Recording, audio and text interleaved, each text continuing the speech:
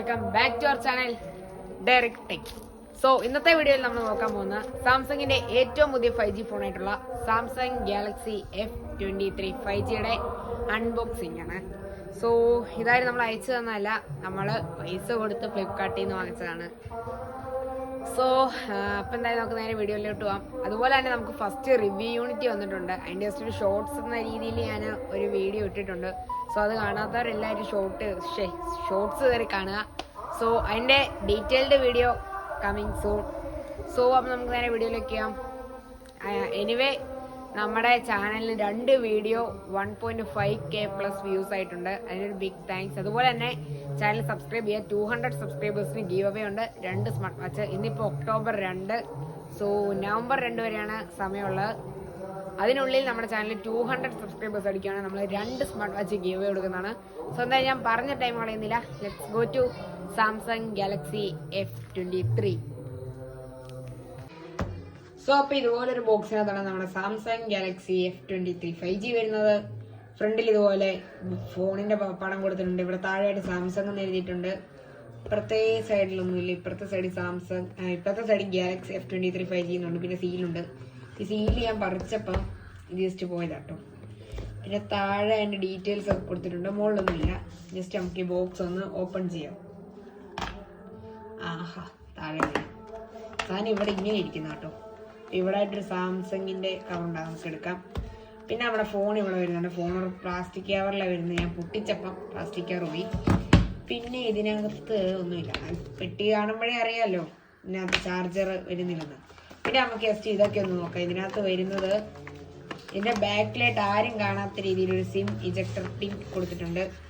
Then ഇതിനകത്തൊരു charging cable കൊടുത്തിട്ടുണ്ട്. ഞാൻ ഇപ്പോൾ ഒരു കൈ കൊണ്ട് വീഡിയോ എടുക്കുക, അതാണ് ഈ പ്രശ്നം. Type C to type C charging cable, വല്ലാത്ത ചതിയായിപ്പോയി. ഓക്കെ. പിന്നെ ഇതിനകത്ത് സാംസങ്ങിൻ്റെ യൂസർ മാനുവലും വാറണ്ടി കാർഡും ഒക്കെയാണ് വരുന്നത്. സോ ഫോൺ നോക്കുകയാണെങ്കിൽ ഞാൻ ഇവിടെ വാങ്ങിച്ച ഫോറസ്റ്റ് ഗ്രീൻ എന്ന് പറഞ്ഞൊരു കളറാണ്. കുഴപ്പമില്ല, നല്ലൊരു കളറാണ്. പക്ഷെ ബാക്കിൽ ഇങ്ങനെ ഫിംഗർ പ്രിൻ്റ് പതിയുന്നുണ്ട്. ഇവിടെ ആയിട്ട് ക്യാമറയുണ്ട്. അവിടെ തന്നെ ഫ്ലാഷ് ലൈറ്റ് കൊടുത്തിട്ടുണ്ട്. പിന്നെ ഇതാണ് ഫ്രണ്ട് സ്ക്രീൻ. ക്യാമറ വന്നിട്ട് വാട്ടർ ഡ്രോപ്പ് എന്ന് വെച്ചാണ്. സൈഡിലോട്ട് നോക്കുകയാണെങ്കിൽ അടുത്ത സൈഡിൽ സിം ട്രേ, മുകളിൽ സെക്കൻഡറി നോയ്സ് ക്യാൻസലേഷൻ മൈക്ക്, ഇപ്പുറത്തെ സൈഡിൽ വോളിയം ബ്രോക്കേഴ്സും പവർ ബട്ടണിൽ തന്നെ ഫിംഗർ പ്രിൻറ്റ്. ചുരുക്കി പറഞ്ഞാൽ സൈഡ് മൗണ്ടഡ് ഫിംഗർ പ്രിൻറ്റ്. താഴെ നോക്കുകയാണെങ്കിൽ നമുക്കൊരു ചാർജിങ് പോർട്ട് വരുന്നുണ്ട്, മൈക്ക് വരുന്നുണ്ട്, അതുപോലെ തന്നെ സ്പീക്കർ ഗ്രില്ല് വരുന്നുണ്ട്, ഒരു 3.5mm ഓഡിയോ ജാക്ക്. ഓക്കെ, അതെന്തായാലും വന്നിട്ടുണ്ട്. ഫോണിൻ്റെ ഡിസ്പ്ലേയിലോട്ട് വന്ന ഒരു 6.7 ഇഞ്ചിൻ്റെ TFT ഡിസ്പ്ലേ ആണ് നൽകിയിരിക്കുന്നത്. സോ അതൊരു TFT ഡിസ്പ്ലേ. ഇത് പക്ഷെ ഒറ്റ അടിക്ക് നോക്കിയ ഒരു TFT ഡിസ്പ്ലേ എന്ന് തോന്നത്തില്ല. കാരണം അതുപോലെ തന്നെ ഇനി IPS LCD എന്നും ആൾക്കാർ പറയുന്നുണ്ട്. ഫ്ലിപ്കാർട്ടിലും സാംസങ് സ്റ്റോറിലും കറക്റ്റ് ഡിസ്പ്ലേ പറയുന്നില്ല. എന്തായാലും നല്ലൊരു ഡിസ്പ്ലേ തന്നെയാണ് നൽകിയിരിക്കുന്നത് സാംസങ്. അതുപോലെ തന്നെ ഈ ഫോണിന് 120 ഹെർട്സിന് റിഫ്രഷ് റേറ്റ് കൊടുത്തിട്ടുണ്ട്. സോ അതെന്തായാലും നല്ലൊരു കാര്യമായിട്ട് തോന്നി. ഇനി ഇതിൻ്റെ ക്യാമറ സൈഡിലോട്ട് വന്നാൽ 50 MBയുടെ മെയിൻ ക്യാമറയാണ് വരുന്നത്. സോ സെറ്റിങ്സിലോട്ട് നോക്കുവാണെങ്കിൽ ഇവിടെ നമ്മൾ അൾട്ര എന്നുള്ള മറ്റേ മാക്സ് ഇടുമ്പോൾ റെസല്യൂഷൻ ഹൈ ഇട്ടിട്ടുണ്ട്, ഷാഡോ ഓൺ ചെയ്തിട്ടുണ്ട്, FPS ഹൈ ഇട്ടിട്ടുണ്ട്. ഓക്കെ, ഇപ്പം എല്ലാം ഹൈയിലാണ്. ഇനി നമുക്ക് ജസ്റ്റ് ഗെയിം ഒന്ന് സ്റ്റാർട്ട് ചെയ്യാം.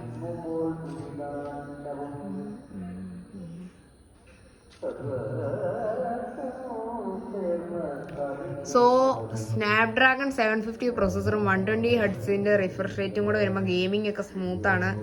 ലാഗും കാര്യങ്ങളും ഒന്നും തന്നെ ഇല്ല. നല്ലൊരു ഡീസൻ്റ് പെർഫോമൻസ് തന്നെ തരുന്നുണ്ട്. സോ കുഴപ്പമില്ല. 15,000 രൂപ റേഞ്ചിൽ നമുക്ക് അടിപൊളി ഒരു ഗെയിമിംഗ് ഫോൺ തന്നെയാണ്.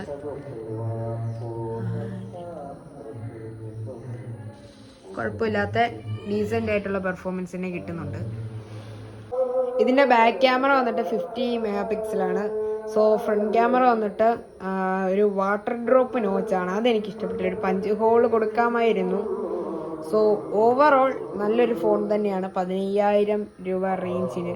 ഇപ്പോൾ ജസ്റ്റ് നമ്മൾ ചെറിയ രീതിയിലൊരു അൺബോക്സിങ് ഞാൻ പെട്ടെന്ന് എൻ്റെ സ്പെക്കൊക്കെ ഒന്ന് പറഞ്ഞതേ ഉള്ളൂ. സോ ക്യാമറ സാമ്പിൾസ് ഞാൻ അവസാനം കാണിക്കാം. സോ വീഡിയോയുടെ കാര്യം വരുവാണെങ്കിൽ ഫ്രണ്ട് ക്യാമറ നമുക്ക് ഫുൾ HD 30ലും HD 30ലുമാണ് കിട്ടുന്നത്. സോ ബാക്ക് ക്യാമറ നോക്കുകയാണെങ്കിൽ നമുക്ക് UHD അതായത് 4K 30 full HD 30 HD 30. So അപ്പം ഈ ഫ്രണ്ടിനും ബാക്കിനും 30 വരെ സപ്പോർട്ട് ചെയ്യുന്നുള്ളൂ. ഫ്രണ്ട് ക്യാമറ ഇവിടെ വാട്ടർ ഡ്രോപ്പ് നോച്ച് ആയിട്ടാണ് കൊടുത്തേക്കുന്നത്. അതെനിക്കൊരു പഞ്ച് ഹോൾ ആവാമായിരുന്നു എന്ന് തോന്നി. അതുമാത്രമേ എനിക്ക് ഇതിനകത്ത് കണ്ടുപിടിക്കാനുള്ള കുറ്റമുള്ളൂ.